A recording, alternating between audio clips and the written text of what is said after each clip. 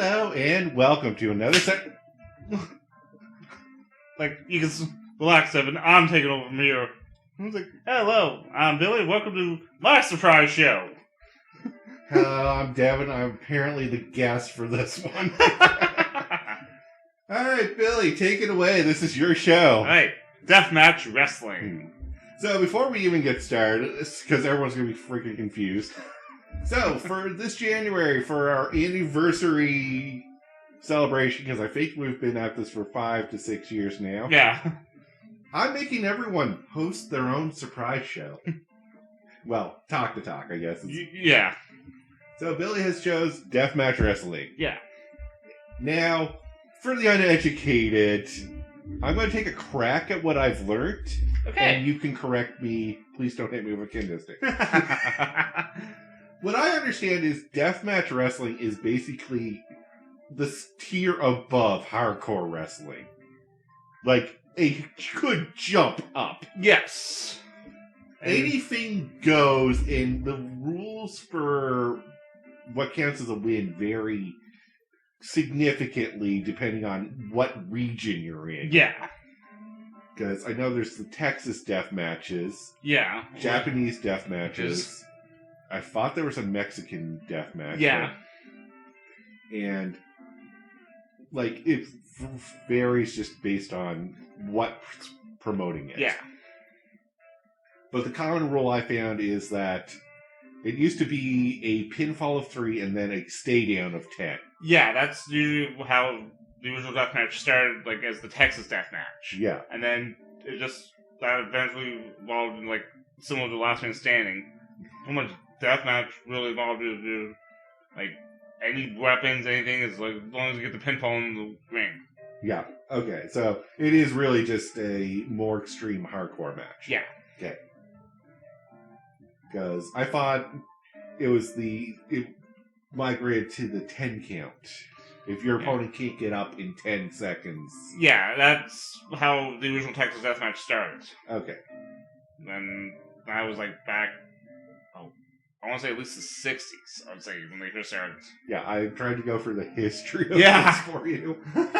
So, the other clarification for this is the guys are coming up with their own topics. I have less than a week sometimes to figure or research and try to catch myself up. Alright, so why are we talking about death matches?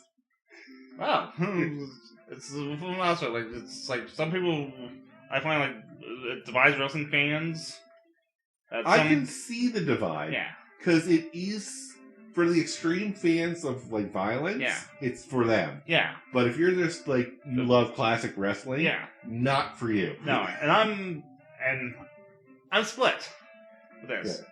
I don't mind, like, the other ones, like, when they do death matches, but do it on the indies.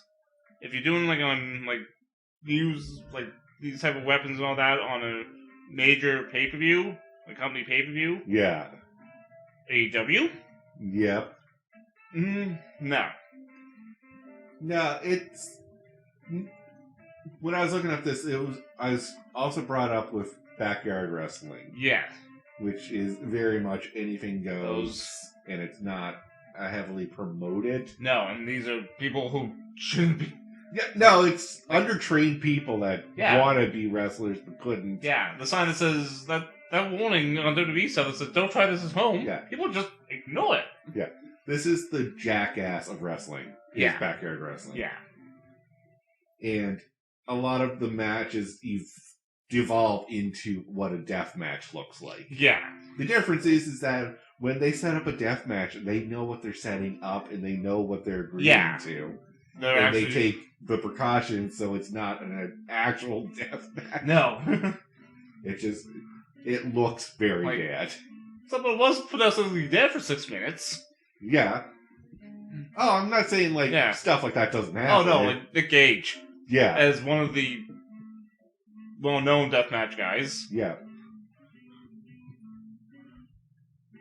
But yeah, no, because like, when WWE does like violent stuff, they're so tame. Like during one of the last pay-per-views, there was a botch with a toolbox It was hit in the head, and there was just maybe bleed a little bit, but it caught him good, and it was gushing. Yeah.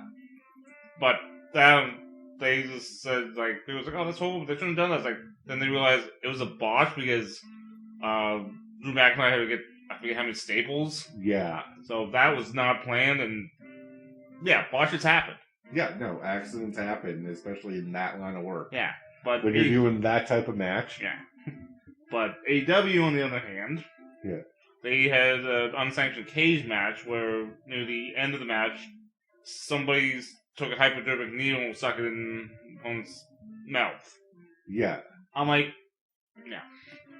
See, unfortunately, I know that's not as damaging as a toolbox. Oh, yeah.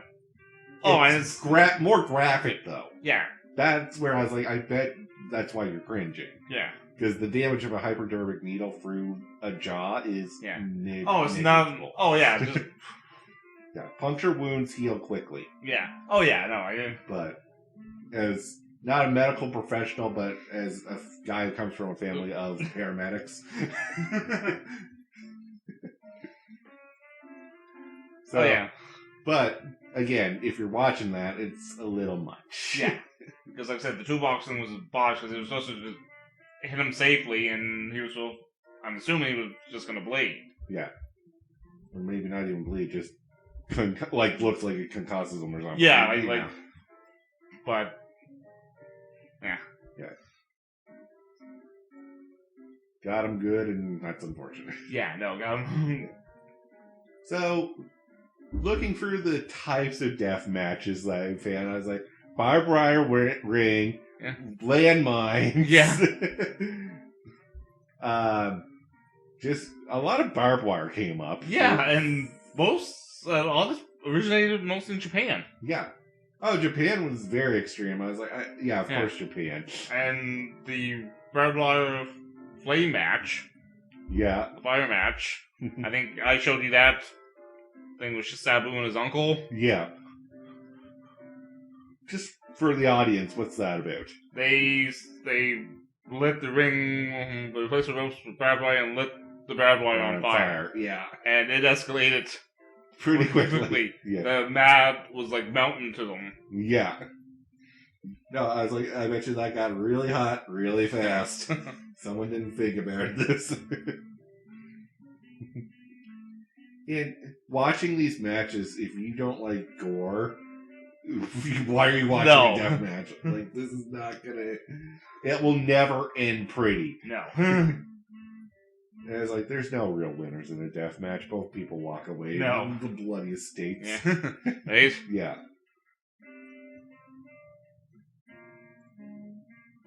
Alright, what else do you want to talk about the death matches? Oh, just like when the infamous deathmatch tournament in Japan. Okay. They're the King of the Deathmatch tournament. It was if I remember, like I said, the memory serves me right, it was like a 4-person tournament. And that Terry Gordy, Cactus Jack, Mick Foley, Terry Funk, and you can laugh at this, Leatherface. Yeah. Guy. And that was known to really kick like the deathmatch thing. People like more in the States knew about it. Yeah. Well, you got some big names from the States in there, yeah. So people would tune in. Yeah. And then like the last one was the no ropes exploding barbed wire death match. Yeah.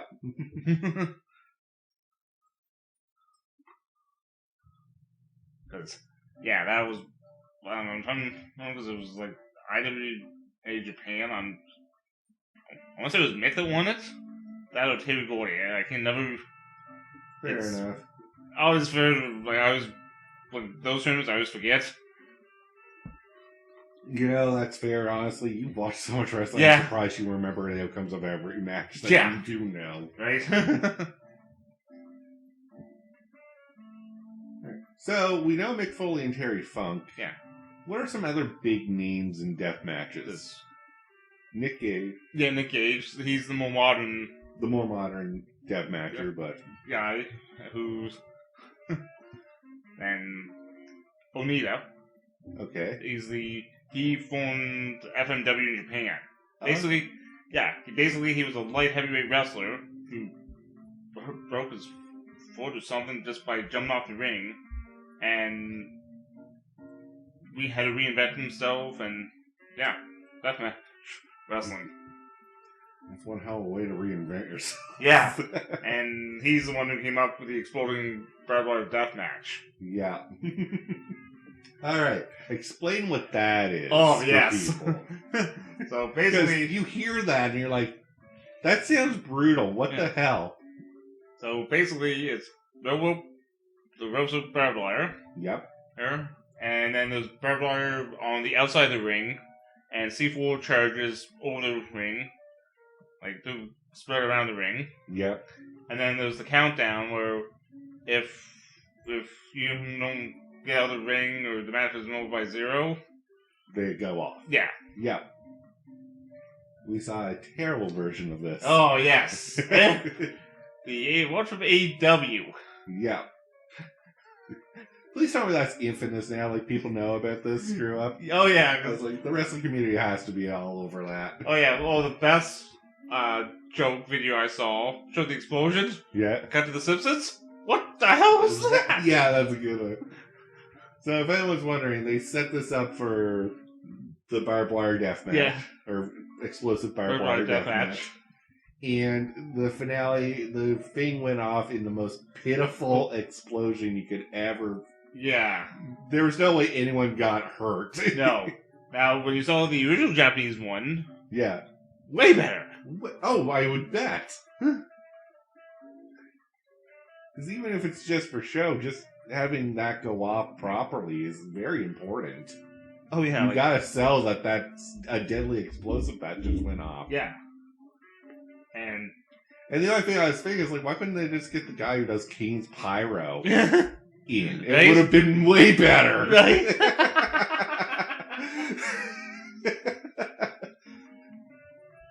Other than the watches the smoke just fizzles off. Yeah, like yeah, not really sold. no. Alright, sorry to interject. No worries. Yeah, and like what was when like the references that are pretty much most synonymous with this? Barbed wire, light bulb tubes. Yeah, I was reading that the light bulb tubes were introduced. Yeah, I've actually been to an indie show where they actually use them. I can see that. Like it's the first thing, like, and it was like not too far from here. It was the scene.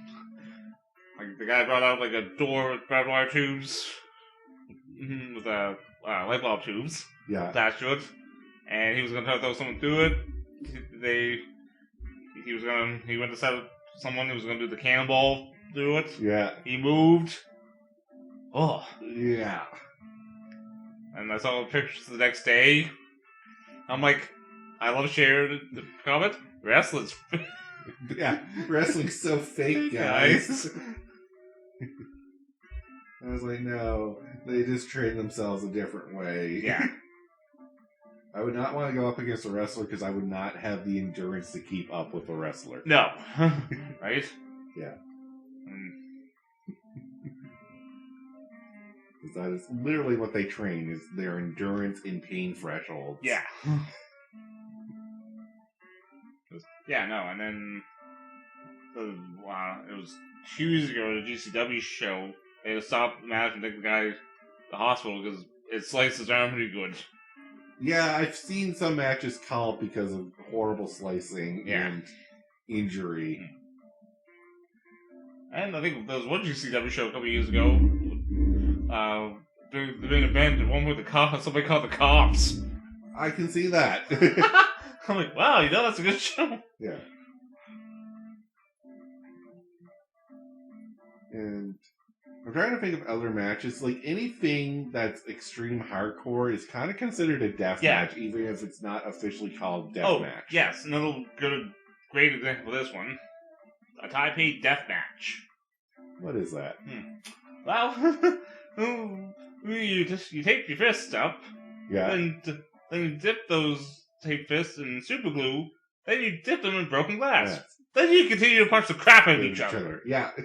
Exactly. That's how Paul Heyman described it on the DVD. Yep. And I love it. Yes. I was like, that's insane, but I'm gonna watch it. Yeah. Like, I love, like, the one, it was, like, Ashley and Rotten fighting each other. Yeah. And I love that match because when Bill Alfonso is the heel referee, he stops it. Yeah. And because a trickle of blood's like, no, because the too much vision loss, I'm calling this. Yeah. And then the other wrestlers are fighting and all that. And then let's know who the commissioner was like, wait, did he just leave the building? Well, let's set up the Taipei death match. Yeah. Alright, so any final thoughts then before we wrap up? I see we're going to run out of time soon. Oh. No, I mean, like I said, it's great, like, underground for side stuff for wrestling. Yep. But, I know some of the veterans always say, like, don't make this your main career, because this will shorten your wrestling career. No, you don't say, right? No, like, jeez. Oh yeah, like going through like barbed wire and frame explosions and fire and any tool under the sun. Yeah, no, that's gonna prolong my life so well in wrestling. Because now not death match, but I gotta bring this up. The infamous scaffold match between New Jack and Vic Grimes. Yeah. So basically, this was a revenge plot from New Jack, because 2 years earlier, Vic Grimes refused to do a spot, and then caused New Jack to land and crack a skull. Yeah. So they decided to have the scaffold match in another promotion. Yeah. New Jack has revenge with a taser. Yeah. I love the promoter said he was going to flip a coin to see who was going to phone off. It's like, New Jack's like, hey, you can flip it as many times. Like Vic's going off. Yeah. So pounding things, just tasing him. Yeah. It's like best line. Jack, I can't feel my legs. Hey, no, you're not going to need them. Yeah. And he was literally trying to kill him. I know. That's the scary part of that story. Is like, he was actually going to try and kill this guy. But I think with that, though, we'll call the episode here. So thank you all very much for watching, unless you have something else you want to add. No, I got one thing I'd like to close this episode out with. Okay. It's MDK all fucking day. And with that, actually, I can't say the end. No. Have yourself a bloody good time. Until next time, guys.